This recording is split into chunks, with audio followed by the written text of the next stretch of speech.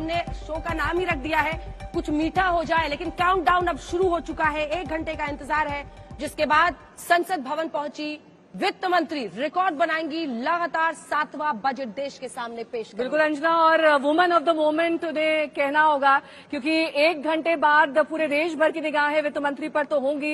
इसके साथ ही तमाम वो वर्ग जो उम्मीद और आस से वित्त मंत्री की ओर देख रहे हैं। ये तस्वीरें हम आपको दिखा रहे हैं जब राष्ट्रपति के साथ मुलाकात हुई वित्त मंत्री निर्मला सीतारमण की। दरअसल ये साल दर साल ये परंपरा रहती है, एक क्रोनोलॉजी, एक ऐसी पूरी की पूरी चेन होती है जिसे फॉलो करना होता है। आपको पहले अपने कार्यालय जाना होता है, उसके बाद ये रस्म अदायगी देखिए राष्ट्रपति के साथ, वहां पर कुछ मीठा खिलाया गया, इसीलिए शायद हमने अपने कार्यक्रम का नाम भी कुछ मीठा हो जाए अंजना रखा है। लेकिन क्या वाकई इस पूरे बजट में कुछ ऐसा हर वर्ग के लिए आएगा ताकि उन्हें ये कहने की जरूरत पड़े इस दोपहर तक कि हम कुछ मीठा खाने की स्थिति में हैं? क्योंकि लोक लुभावन बजट पेश करने का वित्त मंत्री का रिकॉर्ड नहीं रहा है, तो क्या आपने उस ट्रैक रिकॉर्ड से थोड़ा अलग हटकर, उस पूरी परंपरा से थोड़ा विपरीत जाकर वित्त मंत्री इस बार कुछ नया लेकर आएंगी? हालांकि इसकी उम्मीदें क्यों हैं ये हम आपको बताते हैं, क्योंकि देखिए लोकसभा का चुनाव तो खत्म हो गया है, लेकिन सवाल ये है कि 5 राज्यों में चुनाव आने वाले हैं और महाराष्ट्र से लेकर ऐसे राज्य इसमें शामिल है जहां पर बीजेपी की बहुत अच्छी परफॉर्मेंस लोकसभा में रही है। ऐसे राज्यों को टारगेट करने के लिए कुछ ऐसा क्या किया जाएगा जिसको लोक लुभावन कहा जाए? सोचिए, आज तक का पैनल अब आपके सामने जल्दी से दिखाते हैं, जिसके बाद आपको लिए चलेंगे हिमांशु, हमारे सहयोगी इस वक्त हमारे साथ संसद भवन के बाहर से जुड़ रहे हैं। जयंत सिन्हा जी, पूर्व केंद्रीय मंत्री जो कि वित्त मंत्रालय में काम कर चुके हैं, और जब हम 7 तस्वीरें निर्मला सीतारमण जी की दिखाते हैं, लगातार 7 स्ट्रेट बजट्स वो पेश कर रही हैं। हालांकि 10 बजट अलग अलग वक्त पर पेश करने का रिकॉर्ड मोरारजी देसाई का है, लेकिन 7 कंटिन्यूअस लगातार बजट पेश करने वाली निर्मला सीतारमण देश की पहली वित्त मंत्री बन रही हैं। सैयद जफर इस्लाम साहब बीजेपी का पक्ष रखेंगे, विवेक जी हमारे साथ जुड़े जो कि वाम दलों का पक्ष रखेंगे। आशुतोष जी हमने परपेचुअल क्रिटिक के तौर पर अपनी बहस में शामिल किया है, जो हमें बताएंगे, क्योंकि कहते हैं निंदक नियरे राखिए, हालांकि बैठाया है इनको दूर जैन जी से, लेकिन वो साथ रहेंगे। और बिजॉन मिश्रा साहब हमारे साथ लगातार बने हुए हैं जो कंज्यूमर के एंगल से आपको बताएंगे। देखिए आपके जेब पर कितना खर्च, क्या टैक्स में आपको फायदा होगा, क्या टैक्स को और सरल किया जा सकता है, क्या महंगाई की मार अगर आप झेल रहे हैं तो उसके लिए कुछ सरकार कर सकती है, इन सब पर चर्चा करेंगे। लेकिन सबसे पहले आइए लिए चलते हैं आपको हिमांशु, हमारे सहयोगी इस वक्त जुड़ रहे हैं। हिमांशु, लोकसभा के चुनाव तो खत्म हुए हैं, लेकिन क्या 240 सीटों वाले इस बजट में हम देखेंगे एक तो गठबंधन की मजबूरियां शामिल रहेंगी, लेकिन साथ ही ऐसे भी कुछ कदम हो सकते हैं जिससे आने वाले 5 राज्यों के चुनाव पर जोर हो?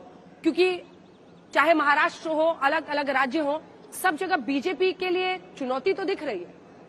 देखिए बिल्कुल बीजेपी के लिए चुनौती दिख रही है और इसीलिए भारतीय जनता पार्टी की कोशिश रहेगी कि जो गरीब कल्याण योजनाएं हैं उस पर फोकस हो और डायरेक्ट रूप से जो है टैक्स के अंदर जो है आम आदमी को भले ही बेनिफिट ना मिले, लेकिन न्यू टैक्स रिजीम के अंदर जो है इनडायरेक्ट वे से जो है जो टैक्स पेयर्स हैं उनको बेनिफिट मिले और एक ऐसा क्लास जो टैक्स नहीं भी भरता है लेकिन उसको फायदा मिले। तो गरीब कल्याण योजनाएं जो सोशल वेलफेयर स्कीम्स हैं सरकार की, उनके ऊपर सरकार का फोकस रहेगा, क्योंकि 5 राज्यों के विधानसभा चुनाव है और ऐसे में भारतीय जनता पार्टी बिल्कुल चाहेगी कि उन राज्यों में उनकी वापसी भी हो, चाहे वो महाराष्ट्र हो, हरियाणा हो। ये 2 मेजर राज्य भारतीय जनता पार्टी के पास है। झारखंड में जो है विपक्ष की गठबंधन की सरकार है, तो वो ये जरूर चाहेंगे कि इस बार फिर से झारखंड के अंदर भारतीय जनता पार्टी की सरकार बने।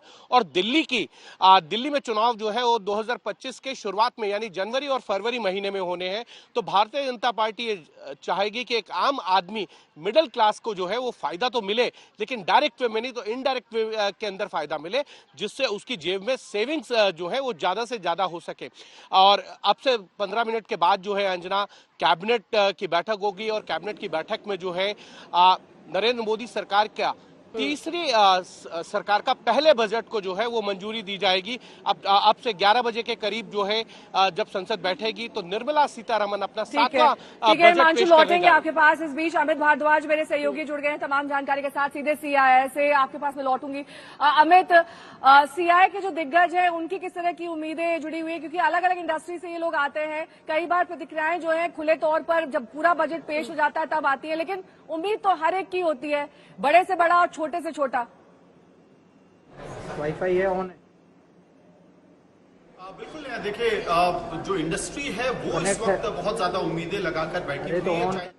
कॉमर्स की बात करें या फिर CII की बात करें जो इंडियन इंडस्ट्रीज को रिप्रेजेंट करता है।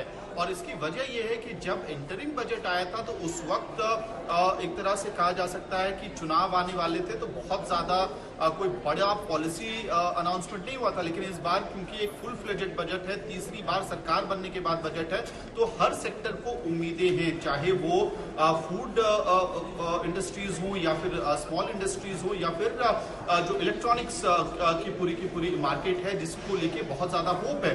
और सबसे ज्यादा आज भी आप जब देखेंगे कि जैसे जैसे दिन बढ़ेगा बजट पेश होगा तो दो सेक्टर से जो इलेक्ट्रॉनिक्स से जुड़े हुए हो या ठीक फिर है, 1 घंटे से भी कम का वक्त बचा है। अमित, आपके ऑडियो में थोड़ी दिक्कत आ रही है और आप ही के सवाल को थोड़ा आगे बढ़ाते हुए बेजौन जी से मैं प्रतिक्रिया लूंगी, क्योंकि हर एक सेक्टर हम लगभग छू चुके हैं।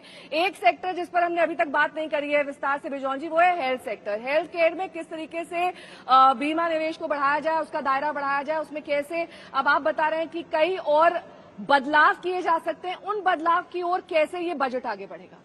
देखिए 2014 में जब बीजेपी मैनिफेस्टो लेके आया हम लोग के सामने, उसमें क्लियरली कहा गया था कि हम यूनिवर्सल हेल्थ कवरेज पे जाएंगे। और उसको लेकर जब आगे बढ़े, जब आयुष्मान भारत बना तो उसमें वो 40 करोड़ को जो टारगेट किए, उसका जो एक स्तंभ था, जो इम्पोर्टेंट पिलर, वो था हेल्थ एंड वेलनेस सेंटर्स। केवल बीमा 5 लाख देने की बात नहीं रही, वो तो एक दूसरा एक पहलू था, दूसरा एक डायमेंशन था। But the main dimension was preventive care, health care to be taken to preventive care, ताकि आप डायग्नोस्टिक्स, आप दवाई लोगों को तुरंत उपलब्ध कर पाए, उस ढंग से कर सके कि लोगों को कर्जा नहीं लेना पड़े स्वास्थ्य को सही रखने के लिए। लोग एसेट्स बेचते हैं स्वास्थ्य सेवा प्राप्त करने के लिए। तो सरकार जब आए इस दिशा को लेकर, इस विजन को लेकर, हम लोग सब सरकार के साथ हो गए। क्यों हुए? क्योंकि उन्होंने ये प्रॉमिस किया, गारंटी किया कि हम करेंगे, स्वास्थ्य को हम बढ़ाएंगे, और वो बढ़ भी रहा है। हम ये नहीं कह रहे हैं कि नहीं बढ़ रहा, बट जिस रफ्तार से बढ़ना चाहिए, आप 2.5% दिखा रहे हो, लेकिन आप पेयजल को भी उसमें जोड़ दे रहे हो, आप सोशल और स्कीम्स को उसके साथ जोड़ रहे हो, आप डायरेक्टली हेल्थ केयर का बजट को 5% नहीं ले जा रहे हो जो जाना चाहिए।